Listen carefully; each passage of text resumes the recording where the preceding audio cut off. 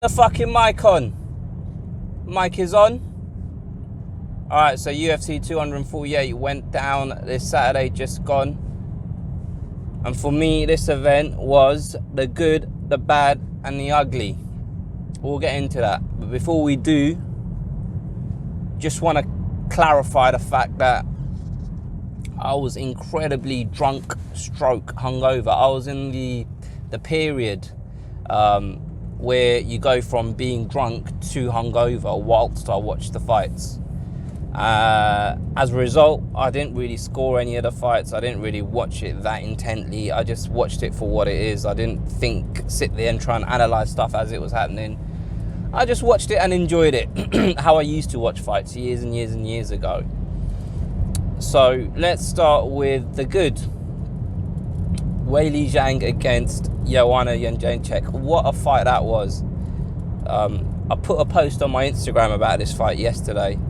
And if you don't follow me on Instagram, follow me on Instagram. My name, funnily enough, on Instagram is The Battle Camp.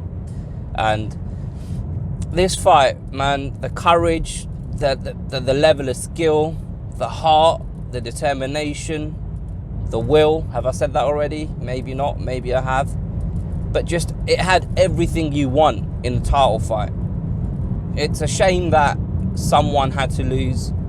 And during the fight, or watching the fight, I didn't score it round by round like I mentioned earlier, but I did get the impression that Weili Zhang won that fight.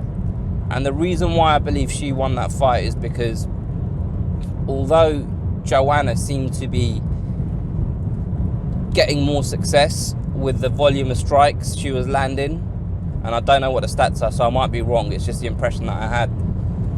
I felt that Zhang's strikes were causing more damage, and I felt that Joanna was getting buzzed a lot more than Zhang was. Having said that, the chin that both of these ladies showed was crazy, because both of them have amassed a good number of finishes in their fights. Joanna more with volume and just the magnitude and the culmination of strikes, and she manages to overwhelm her opponents when she does get a finish. And Zhang seems to have more of that one punch power, where she can really hurt someone with one single strike and then go for the finish. Having said all that, this fight, man, honestly, like it had like everything. It was like a drama. It was like a movie. Do you know what I mean? Like it just had peaks and troughs, and 1 minute it looks like Joanna's gonna win, and 1 minute it looks like Zhang's gonna win. Amazing. The only bad thing about this fight was Zhang's translator. After, what was that, bruh? What was he on? Hey, I'm just so excited, I'm overwhelmed. No, it's not about you though, is it? Why are you excited and overwhelmed? Do you know what I mean? Like, just do your job. You have one job. Listen to what she's saying and then tell us what she's saying in English. Sorry, I'm excited. Oh man, what an idiot!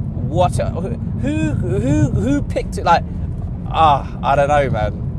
Even when Joe Rogan goes, "Hold it together, man," the way he said it or something like that, it made me laugh. But that guy, man, shouldn't really focus on that, given how good the fight was.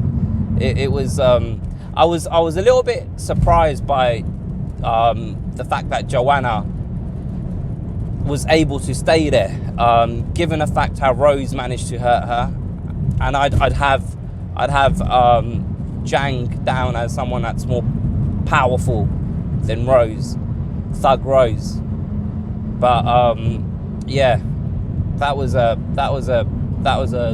very entertaining fight. Now the bad, Yoel and Israel Adesanya. Look, there's a reason why the phrase "styles make fights" was coined. And it can be used in two different contexts, if that's a word. Firstly, you usually use it to say, right, fighter A, these are his or her skills and attributes, and these are his or her weaknesses. And fighter B, these are his or her attributes and weaknesses. And if we evaluate both of these sets of skills and weaknesses, we can have an educated guess to say fighter A has the advantage and fighter A will win. We can also use this same analogy or same phrase to say, this is how fighter A fights and this is how fighter B fights. So, as a result, when they fight each other, this is how the fight is likely to go. Now, in MMA, it doesn't work like that a lot of the time, because you end up getting anomalies and you end up fighters fighting in a manner which you're not used to them fighting. But this fight between Yoel and Israel, it was like, it just never started. It just never started. And look, we love this sport because invariably you're going to have an entertaining fight. But you can't have it all. You can't have it your own way every single time. You get it in every sport. You get a stinker every now and again, and this was a stinker. The only thing that really kind of annoyed me a little bit about Yoel Romero was his attitude after the fight, where he was talking about how Israel was running the whole time and blah blah blah, all of the stuff that he came out with. But as a challenger, it's on you to take that belt off your opponent.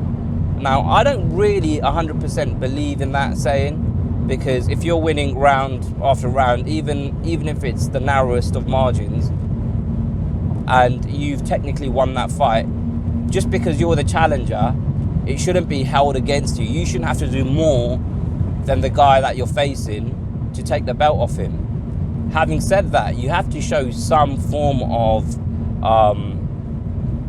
willingness to get involved in a fight, because that's what you're doing at the end of the day. You're fighting. And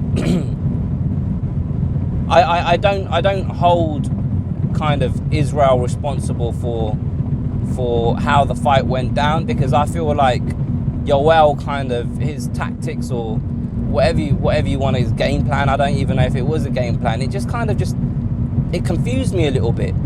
Because if you saw, who saw him on Twitter, there was like a little interview that I saw where he was like, you can do anything you want in life, you have to get up and, he said go, like, after giving that speech, he even took his sunglasses off and said,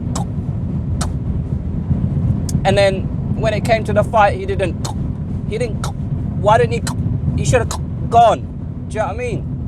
You should have, like, at some point you got to think to yourself, all right, I'm in a title fight, I got to hit this guy, do you know what I mean? I got to hit him. You didn't hit him. What are you doing?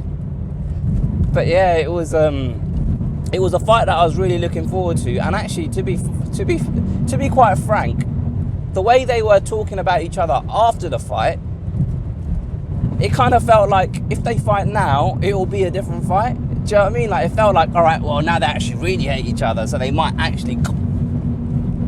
But I don't really want to see them again. I don't want to see it. But it was a strange fight, that was. Excuse me.